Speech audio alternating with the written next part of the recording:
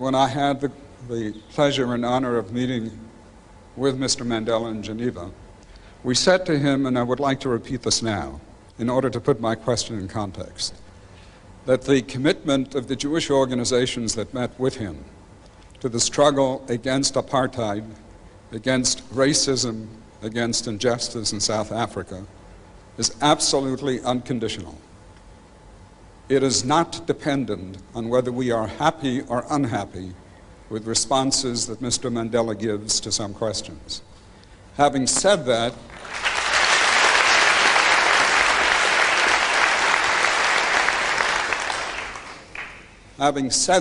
I think I would be dishonest if I did not express profound disappointment with the answer that Mr. Mandela gave to the previous question, because it suggests a certain degree of amorality. It suggests that what these people do in their own countries, what a Gaddafi does in Libya, what a Castro does in Cuba, is totally irrelevant, even in terms of the issue of human rights, as long as they support the cause of the ANC. I hope that is not what Mr. Mandela meant, and I would hope that he would clarify that issue further. Mr. Mandela. Firstly, we are a liberation movement which is fully involved in a struggle to emancipate our people from one of the worst racial tyrannies the world has seen. We have no time to be looking into the internal affairs of other countries.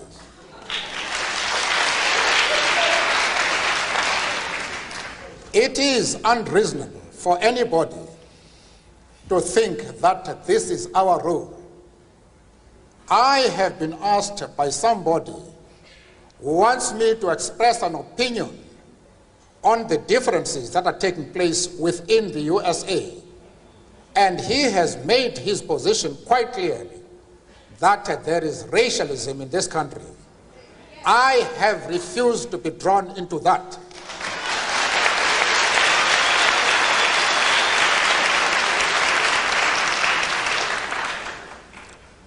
Why should Mr. Sigmund accept my refusal to be withdrawn into the internal affairs of the United States?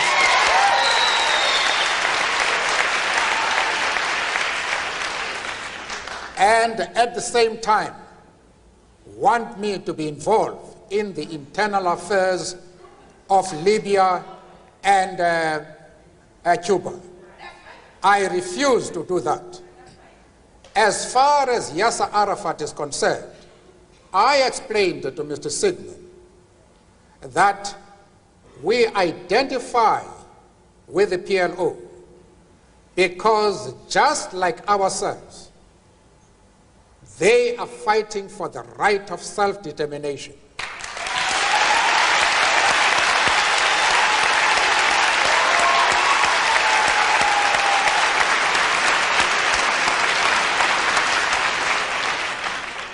I went further, however, to say that the support for Yasser Arafat in his struggle does not mean that the ANC has ever doubted the right of Israel to exist as a state legally.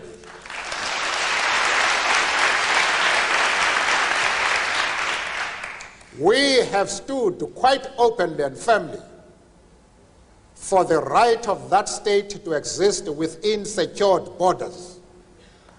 But, of course, as I said to Mr. Sigmund in Geneva and others, that we carefully define what we mean by secure borders. We do not mean that Israel has the right to retain the territories they conquered from the Arab world, like the Gaza Strip, the Golan Heights, and the West Bank. We don't agree with that those territories should be returned to the Arab people.